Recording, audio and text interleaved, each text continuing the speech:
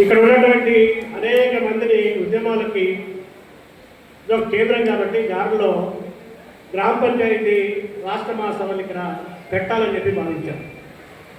ఈరోజు కామ్రేడ్ అరుణ్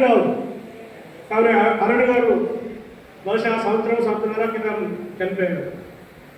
అరుణ్ గౌడ్ని ఈ గార్ల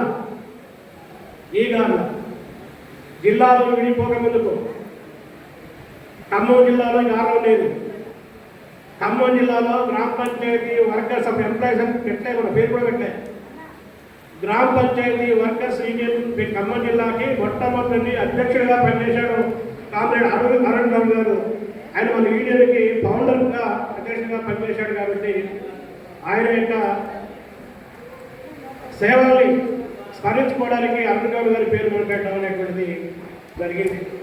ఆయన సాధారణమైనటువంటి ఒక పంచాయతీ వర్కర్గా పనిచేసేవాడు. పంచాయతీ వర్కరు పంచాయతీ కార్యదర్శిగా ప్రమోషన్ వచ్చింది. పంచాయతీ కార్యదర్శి ఎండిఓగా ప్రమోషన్ వచ్చింది. ఎండిఓగా రిటైర్మెంట్ అయ్యి తర్వాత ఆరోగ్యం బాగాలేక చనిపోయారు. ఎండిఓగా వచ్చి ఆయన చనిపోయాడు.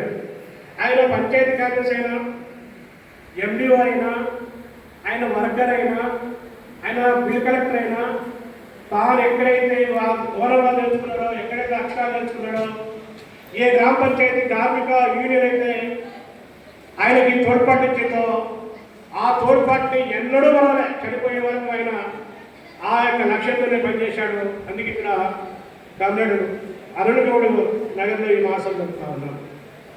ఈ మహాసభలో జరిగేటువంటి ఈ క్రమంలో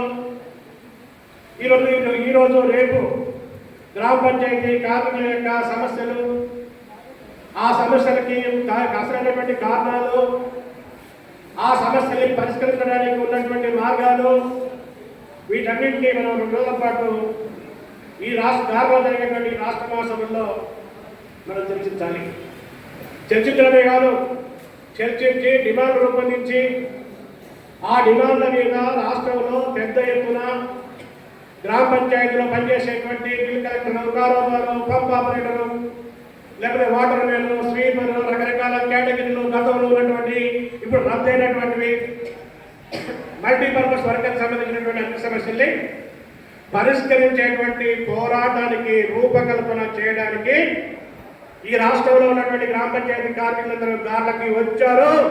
అలాంటి పోరాటాన్ని ఈ మహాసభలో రూపొందిస్తామని చెప్పి అందరికీ ముందుగా తెలియజేస్తాను.